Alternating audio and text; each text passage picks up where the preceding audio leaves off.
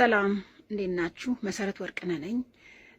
አንድ እውነት ድጋሚ ልነግራችሁ ፈልጋለሁ። እኛ አሁን ከተናገርነው ጥቂቷን የተናገርነው፣ ምክንያቱም በጣም ብዙ የተቃጠልንባቸው በጣም ብዙ ያዘንባቸው ነገሮች አሉ።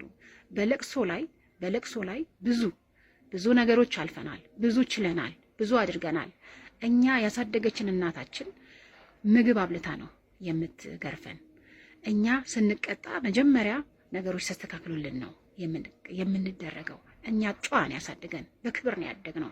ድሃ ብንሆንም በድህነት ብናድግም እግዚአብሔር ይመስገን የማንንም እጅ ሳንፈልግ ማንም ሳናስለቅስ በህይወት ዘመናችን እዚህ ደርሰናል። እና እውነት ለምንድን ነው የመረራችሁ? እውነት ነው። እኔ አሁን እንድትረዳ ፈልጌያለሁ። ምክንያቱም ወጥቼም አዝናለሽ ብያለሁ። በዛ ለቅሶ ላይ በነበርን ሰዓት እኮ ስልኳን ዘግታ በእናቷ በኩል ስልክ ሲደወል እኮ ማናገር እኛን እንኳን ማፈር አቅቷት ነበረ ይች ልጅ ማለት ነው። ይሁንላት። ምክንያቱም ሀዘን በግድ ዘኝ ማለት አይቻልም። እንደውም ምክንያት እየፈለገች እኛን ሁላ ማስለቀስ ነበረባት። እኛ እየተደበቅን እዛ የሰራተኛ ክፍል ስናለቅስ፣ እሷ ግን በቃ ሌላ ታሪክ ላይ ነበረች። በጣም ሌላ ታሪክ፣ ብዙ ታሪኮች ነበሩ። ግን እኛ አሁንም ቢሆን ወንድማችንን ያጣ ነው። እሱ ደግሞ ያግዛ። እሱ ለገንዘብ ግድ የላቸውም ነበረ። እኛ እውነት በገንዘብ ነው የታጠው። ይኸው መስቀላችን፣ ክርስቲያኖች ነን፣ ደም የፈሰሰበት መስቀል ነው። ይኸው በጌታ በኢየሱስ ክርስቶስ ስም እንምላለን። አንድ ገንዘብ፣ አንዲት ብር፣ ሌላው ቀርቶ 30ና 40 ሲደገስ ለገንዘብ እንስጥሽ ወይ ሲሉኝ ነው እኔ አልፈልግም። እኔ በራሴ እስከ ህይወት ፍጻሜ እስካለው ድረስ ለወንድሜ አላንስም።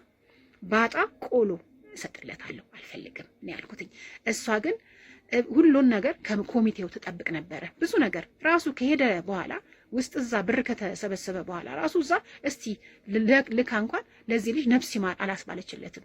ሁሉን ነገር ከኮሚቴ ይጠብቁ ነበረ፣ ያደርጉ ነበረ። እነሱ ገንዘብና ገንዘብ ብቻ ነው ፍላጎታቸው የነበረው። ለዚህ ነው ኮሚቴውን ይዘው የነበረው። ኮሚቴዎቹ ደግሞ እንግዲህ አላቅም ምን እንደሆነ ችግሩ ብቻ አላቅም።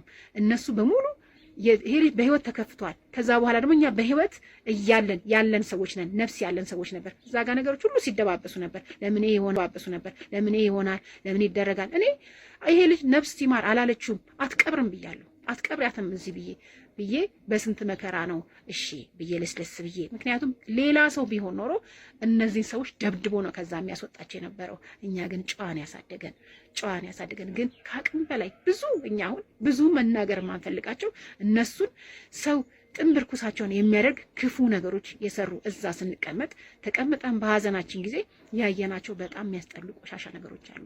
ድመት እንኳን ሰው ሞቶበት ድመት እንኳን የድመቴ ብትሞትብኝ በጣም ነው ማዝነው። የሰው ልጅ ነው የሞተው፣ ደግ ልጅ። እኔ እንደው ቢቸግረኝ ማለት ነው ሌሎች ጓደኞችን እንዴት ነው ነፂ፣ መቼም የቤቱ ነገር አላውቅም፣ ይሄ ሰው መጥፎ ነው እንዴ? ለእነዚህ ሰዎች ምንድን ነው የሆነው ብዬ እነሱ እያለቀሱ ነው የመለሱልኝ። አረሱ ሰው እኮ አይናገርም ብለው ነው ያሉትና በጣም የሚያሳዝን ታሪክ ነው።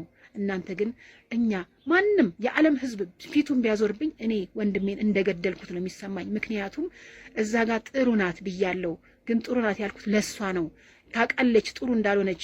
እኔ አመሰግናለሁ እንኳን ፊቴ ማየት ራሱ አልቻለችም። እናውቃለን እንዴት አይነት ህይወት እያሳለፈ እንደነበረ ይሄ ልጅ መተኛቱ። እኔ ብዙ ቪዲዮዎች አሉኝ ነይ ተብዬ እዛ በየቦታው ተኝቶ ጸጉሩን ሲቆረጥ እንኳን ለዛች ደቂቃ እንኳን እንቅልፍ ተኝቶ ሰውየው እንዳይሞትብኝ ነይ ብሎ ብዙ ፎቶዎች አሉኝ። እስቲም ቤት ሆኖ ተኝቶባቸው ሄጄ እስኪነሳ ጠብቄ ይሄ ልጅ ያወጣሁት ብዙ መከራ ብዙ ሀዘን ነው ያሳለፍ ነው። ይሄ ልጅ ግን እግዚአብሔር ፈርዶለት እኔ ግን የወንድሞቼ ልጆች እንዲጠቀሙ ብዬ ይሄንን ብያለሁ። አዎ ብያለሁ። ሁለት ምላስ ማለት ምን ማለት ነው? እኔ መጥፎ ናት ክፉ ናት እንዴት እላለሁ? ወጥቼ አልልም። ግን አሁን በጣም ድራማ ሲበዛ በጣም ያስጠላል፣ በጣም ያስከፋል። ይሄ ልጅ እኮ የሞተው አዝኖ ነው፣ ከፍቶት ነው።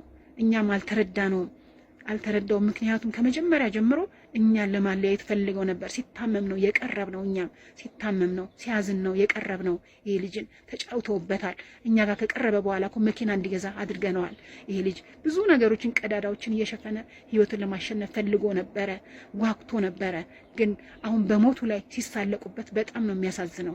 እንዴት ይሄንን ማስተዋል አቃታችሁ? ትልቅ ሚዲያዎች እንዴት ይሄንን ልጅ በሚዲያ ላይ የነበረ ፊቱን ከሰል እየመሰለ የእኛን መከራ ሀዘንን ለቅሳችሁት?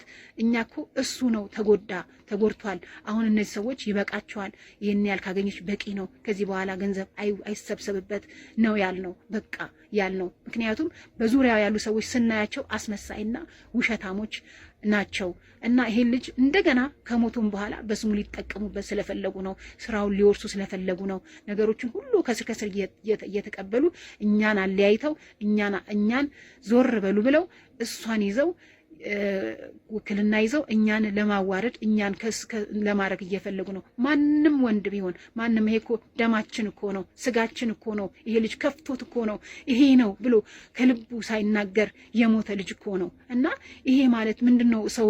ሰውን አላስተኛ ማለት። ይሄ ልጅ እኮ አሁን የቀኒን አባት አለ። ይሄ ልጅ እኮ ዱላ አላረፈበት እንጂ ነፍሱን ስጋውን ሁሉ ሲቦጫጭቁት የነበሩ ሰዎች ናቸው። ላቡን እንዲህ አድርጎ የሰራውን ሲወስዱ ነበረ። ችግር የለውም። እሱ ግን ሰላም ሲሰጡት አልነበረም። ታሞ እንኳን እግዚአብሔር ይግደል ያላለችው ሴትዮ ነች እኮ። እና ምንድን ነው የምትሉት? እኛ እናንተ እንድትፈርዱን አይደለም። ነፍሴ እኔ እንድታርፍ ስለመፈልግ ነው። ነፍሴ ያችን ነገር ስላልኩ እግዚአብሔር እኮ ይህ ልጅ አጋልጦለት ነበረ። በጌታ በኢየሱስ ክርስቶስ ደሙ በፈሰሰበት ቃል ገባለሁ። አንዳችንም አንድ ብር አልጠየቅንም፣ አንድ ብርም አንጠይቅም እኛ። ምክንያቱም ወንድማችን ነው። አዝነናል። በጣም ያዘን ነው። ይህንን ደግሞ እግዚአብሔር ነው የሚያውቀው። ይሄ ልጅ ነፍሱ ታርፋለች። እኛውም በቃ ቆምንለት። ምክንያቱም ፍቅር እስከ መቃብር ድረስ ነው። ገባ? ከሞትም በኋላ ፍቅር አለ። እኛ ጋር ፍቅሩ ቀርቷል እንጂ እኛ ባጥንቱ በስጋው አንነግድም። የደም ገንዘብ ነው። እኔ አንድ ብር አልፈልግም ሲል እኔ 30 ይደገስ ሲሉ ነው እኔ ራሴ በህይወቴ እኔ ራሴ ነኝ ያደረግኩትኝ እስከ ህይወቴ ፍጻሜ እስካለውም እስከ ልጆቼ እሱን ማንረሳው ሰው ነው። ምክንያቱም ተከፍቶ አዝኖ የሞተ ሰው ነው። እና አመሰግናለሁ ጥሩ ስላደረጋችሁ። እዛም እየወጣችሁ ደግሞ እኛን የወቀሳችሁ እግዚአብሔር አምላክ ልቦና ይስጣችሁ። እግዚአብሔር ለኛ